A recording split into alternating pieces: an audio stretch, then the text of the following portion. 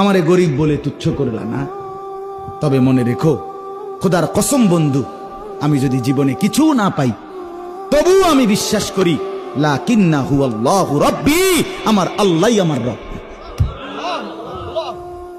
ওয়ালা উশরিকু বিরাব্বি আহাদা, আমি আমার রবের সাথে কাউকে শরীক করব না।